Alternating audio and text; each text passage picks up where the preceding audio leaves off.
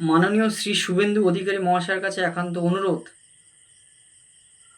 আপনার কাছে করজোড়ে অনুরোধ করছি, আপনি আপনার সিকিউরিটি আরও বেশি মজবুত করুন।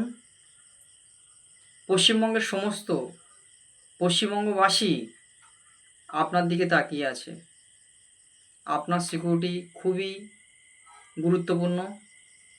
পশ্চিমবঙ্গের জনগণের ভবিষ্যৎ আপনার উপর রয়েছে। ইতিহাস বলছে ৮০০ বছর পর এমন সরকার পশ্চিমবঙ্গে এসেছে, ২-৩ মাসে যে সরকারের কাজকর্ম দেখেছে, আগামী ১০ বছর বা ১৫ বছর বা ২০ বছর এই সরকার থাকলে সোনার বাংলা সত্যি সোনার বাংলা হয়ে যাবে। তাই আপনার কাছে হাত জোড় করে অনুরোধ করছি,